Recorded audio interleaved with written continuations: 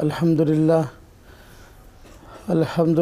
नहमदुहु व नस्तईनुहु व नस्तगफिरुहु व नु'मिनु बिही व नतवक्कलु अलैहि व नऊज़ु बिल्लाहि मिन शुरूरि अनफुसिना व मिन सय्यिआति अअमालिना मन यहदिहिल्लाहु फला मुज़िल्ला लहु व मन युज़लिल फला हादिया लहु व नशहदु अन ला इलाहा इल्लल्लाहु वहदहु ला शरीका लहु व नशहदु अन्न सय्यिदना व सनदना व नबिय्यना व मौलाना मुहम्मदन अब्दुहु व रसूलुहु अम्मा बअद फ़अऊज़ु बिल्लाहि मिनश शैतानिर रजीम बिस्मिल्लाहिर रहमानिर रहीम फ़बिमा रहमतिन मिनल्लाहि लिन्त लहुम वलौ कुन्त फ़ज़्ज़न गलीज़ल क़ल्बि लन्फ़ज़्ज़ू मिन हौलिक आमनतु बिल्लाहि सदक़ल्लाहुल अज़ीम। आज हमारे माशरे में जो फ़साद नज़र आ रहा है, इसकी वजूहात में से एक बड़ी वजह नरम मिजाजी का ना होना है। नरमी नहीं इख्तियार की जाती,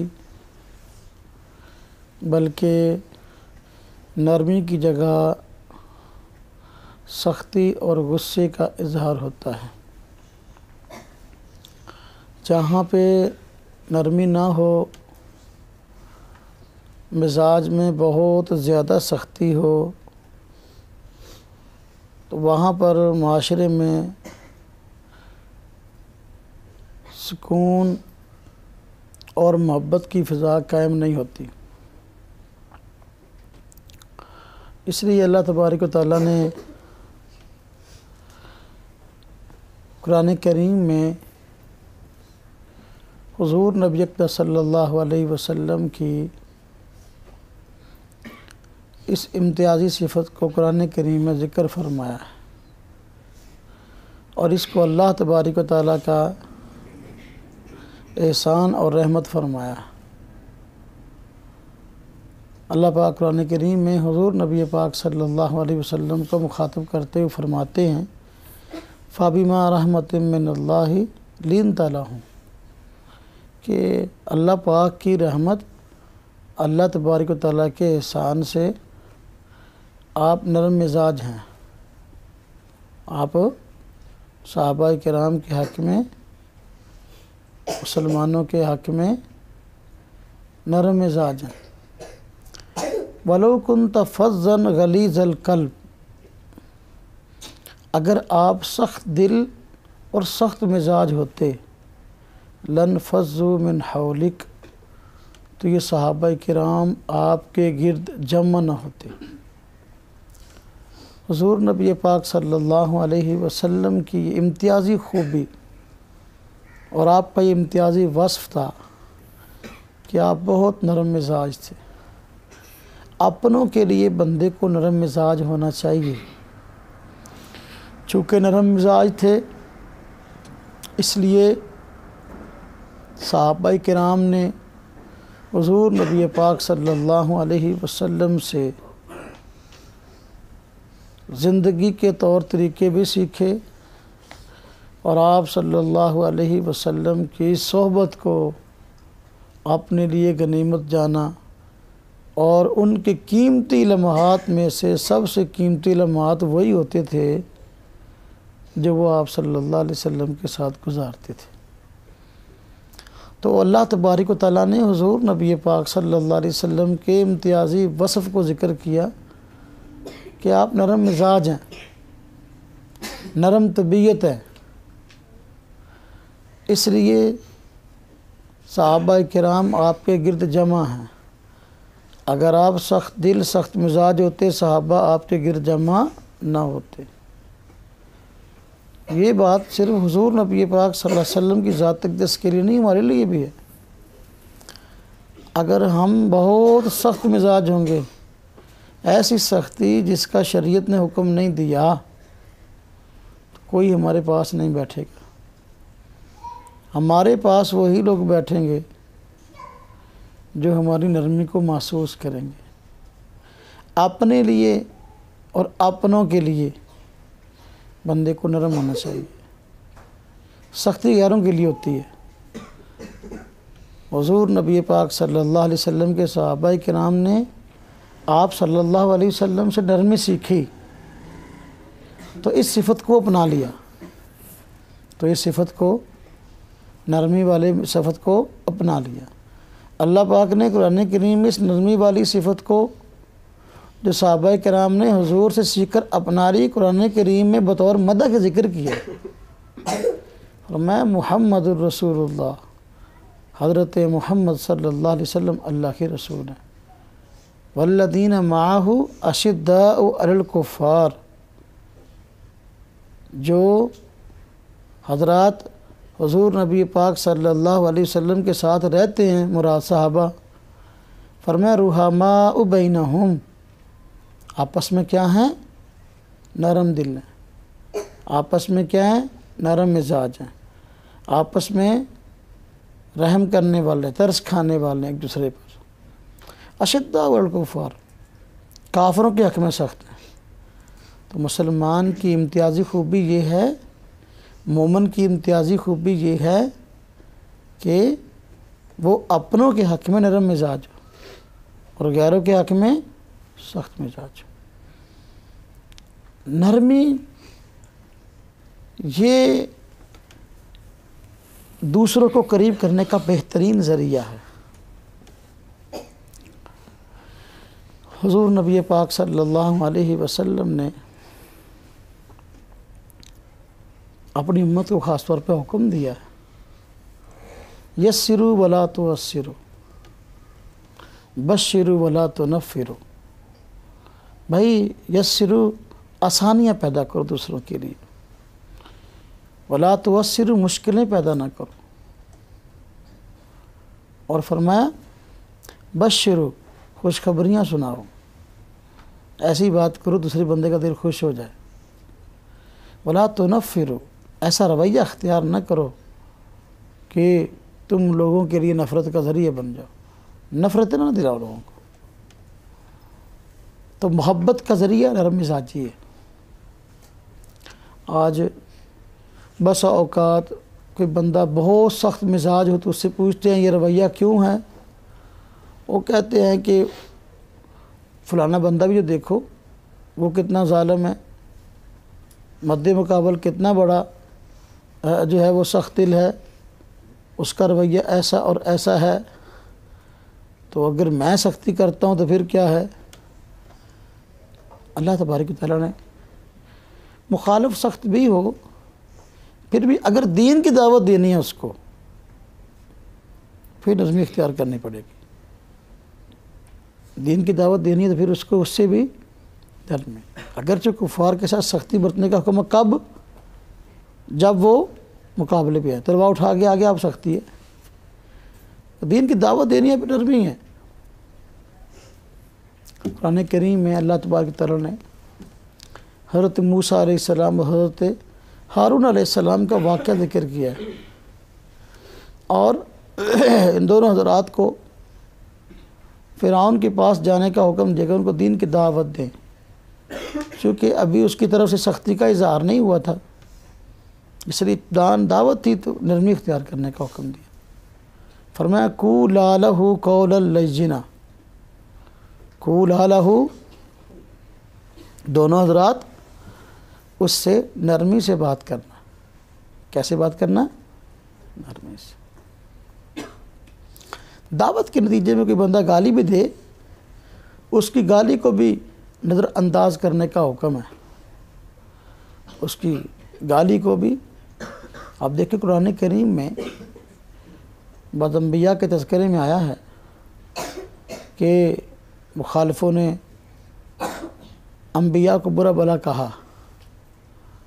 بعض حضرات نے کہا کہ تو بیوقوف ہے، نعوذ باللہ، وقت کے پیغمبر کو کہا۔ انہوں نے کیا جواب دیا؟ یا قوم لیس بی سفاہ، میری قوم میں بیوقوف نہیں ہوں، کیا ہوں؟ انی رسول میں رب العالمین، میں تو جہانوں کے پروردگار کی طرف سے رسول ہو کے آیا۔ تو دعوت دینی ہے تو نرمی ہے، البتہ اگر وہ تلوار اٹھا کے آ گیا اب اس کے ساتھ ہم سختی سے پیش آئیں گے۔ نرمی والا معاملہ کہ ضرور ہونا چاہیے، وگرنہ بسا اوقات ہمارے تیر، ہمارے تلوار سے، ہماری گولی سے مخاطب کو اتنی تکلیف اور پریشانی نہیں ہوتی جتنی کہ ہماری زبان سے ہوتی ہے۔ زبان کی ہلاکتیں گولی اور تلوار کی ہلاکتوں سے بہت زیادہ ہیں۔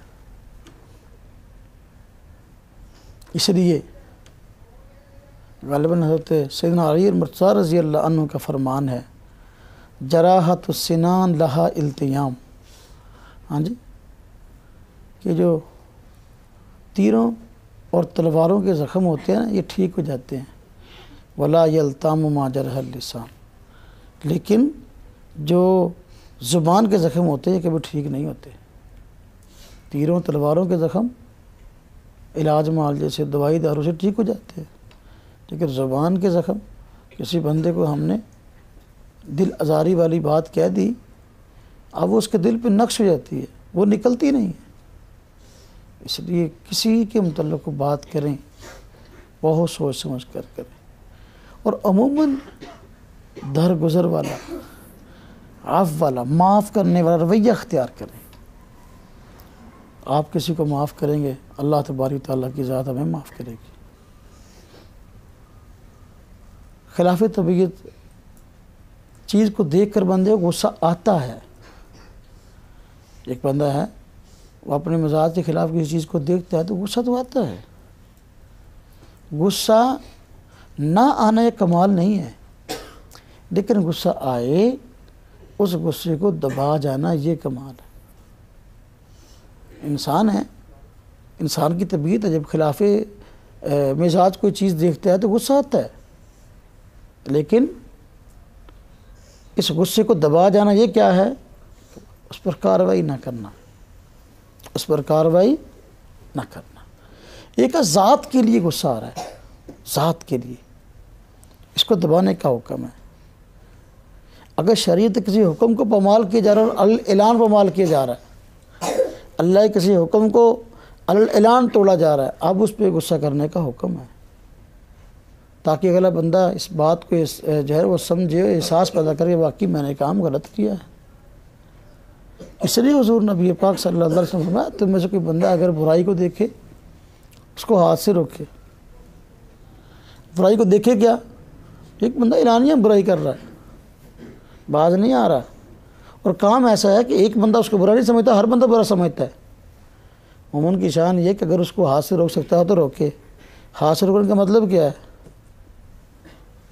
ہاں جی، ہاں، اولاد ہے، بیٹا ہے، وہ اعلان گناہ میں پڑا ہوا ہے، ہر بندہ اس سے گناہ پہ گواہ ہے، اب اس کی پٹائی کرنے کا حکم ہے۔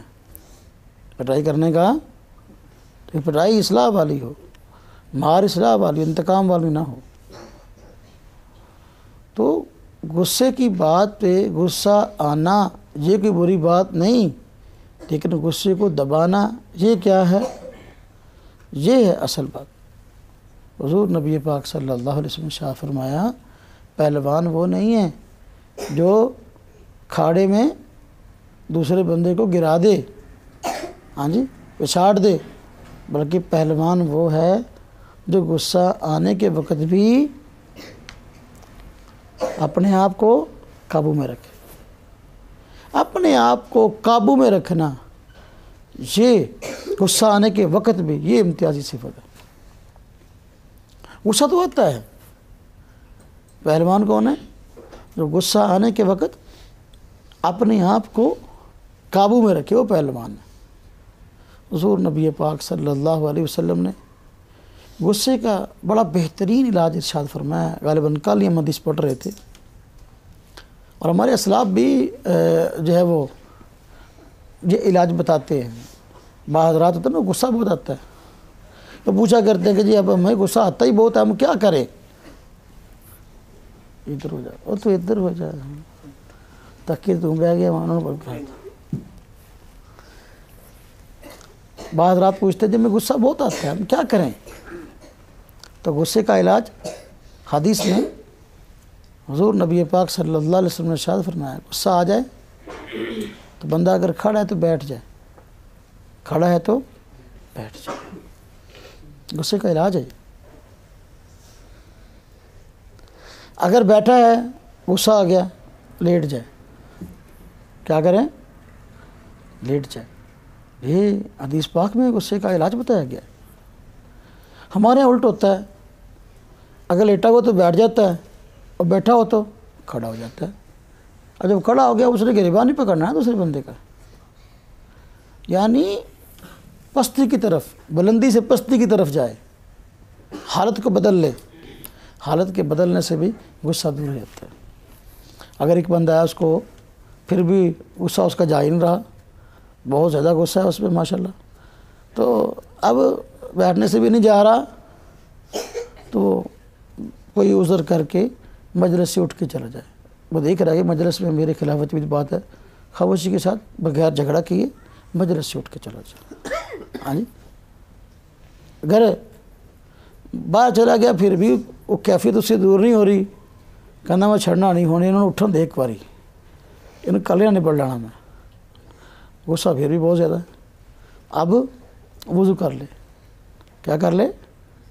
ہاں وضو کر لے، تھوڑا سا پانی اوپر ڈالے گا نا تو ٹھنڈا ہو جائے گا انشاءاللہ۔ بہت ساری چیزیں تپی ہوئی ہوتی ہیں تو پانی کے پڑنے سے کیا ہوتی ہیں؟ ٹھنڈی ہوتی ہے۔ تو میرے بھائیو، میرے دوستو، میرے عزیزو، یہ غصہ انسان کے لیے بہت مہلک ہے، بندے کی شخصیت کو مجروح کرتا ہے۔ نجائز غصہ، اچھی سے مراد کون سا غصہ ہے؟ نجائز۔ ذاتیات کے لیے غصہ نہیں ہونا چاہیے، ہاں نظریات پہ غصہ آنا چاہیے۔ ایک بندہ خلاف شریعت کام کر رہا ہے، اللہ کے حکم کو توڑ رہا ہے، اب شرک کر رہا ہے، ہاں جی کفر کر رہا ہے، اب اس کو سمجھا رہے ہیں، اب نہیں سمجھ رہا، اب کسی درجے میں غصہ آنے کی بات ہے، اللہ کا حکم توڑا جا رہا ہے۔ حضور نبی پاک صلی اللہ علیہ وسلم کی موجودگی میں نسائی شریف میں روایت ہے کہ ایک شخص آیا، اس نے کہا میں نے اپنی بیوی کو 3 طلاقیں دے دی، میں نے اپنی بیوی کو 3 طلاقیں دے دی۔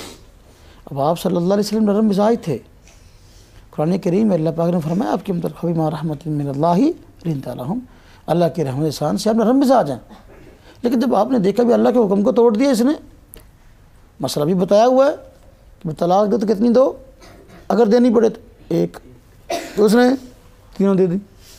تو آپ صلی اللہ علیہ وسلم کا چہرہ مبارک سرخ ہو گیا، چہرے مبارک کا رنگ بدل گیا، اور فرمایا کہ دیکھو ایرؤ بکتاب اللہ، کیا اللہ کے قرآن سے کھیلا جا رہا ہے، مذاق ہو رہا ہے، یہ کیا بات ہے؟ تو شریعت کا حکم کو ٹوٹ رہا ہے، ایک الگ بات ہے۔ ذاتیات پہ غصہ نہیں آنا چاہیے۔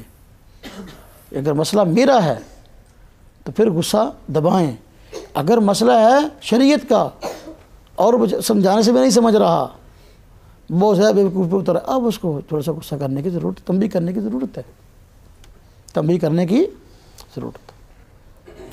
حضرت سیدنا علی المرتضیٰ رضی اللہ تعالیٰ عنہ کے متعلق آتا ہے نا کہ ایک جنگ میں کافر کے ساتھ آمنا سامنا ہوا، تو اس کافر نے جب حضرت علی رضی اللہ عنہ نے اس کو نیچے گرایا اور اس کے اوپر بیٹھے اس کو قتل کرنے لگے، تو اس کافر نے حضرت سیدنا علی المرتضیٰ رضی اللہ عنہ کے چہرے پر تھوک دیا۔ میدان جنگ ہے، کافر ہے، نیچے گرا لیا ہے، قتل کرنے پہ قادر ہیں، لیکن اب اس نے کیا کیا؟ حضرت کے منہ پر تھوک دیا، حضرت نے اس کو چھوڑ دیا۔ وہ بڑا حیران ہوا کہ میں نے تو ایسا کام کیا جو مزید نفرت والا ہے، تو کیوں چھوڑ دیا؟ پوچھ لیا، حضرت میں نے تو ایسا کام کیا جو واقعی غصہ دلانے والا ہے۔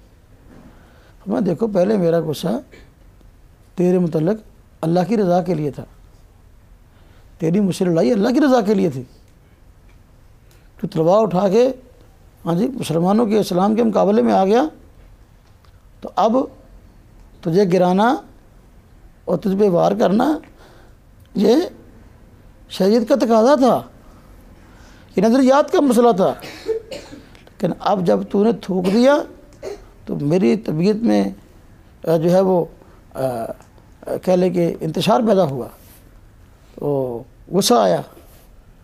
اب میں نے اس لیے چھوڑ دیا کہیں ایسا نہ ہو کہ میں اپنے ذاتی غصے کی وجہ سے قتل کر دوں۔ حالانکہ قتل کرنا کافر کو کیا تھا؟ میدان جنگ میں اللہ کا حکم، بھی کہیں اللہ کے حکم کے ساتھ ذاتیات شامل نہ ہو جائے۔ اس لیے مجھے غصہ آیا جب تو نے میرے منہ پر تھوپا، تو میں نے اپنی ذات کے لیے مارنا مناسب نہ سمجھا کہ کہیں ٹھیک ہے اللہ کا حکم ہے کافر سے لڑنا اور قتال میدان جنگ میں، لیکن کہیں میرا ذاتی غصہ اس میں شامل نہ ہو جائے، ذاتی انتقام اس میں شامل نہ ہو جائے۔ اس لیے میرے بھائیوں، میرے دوستوں، میرے عزیزوں، نرم مزاجی یہ بہت اچھی صفت ہے۔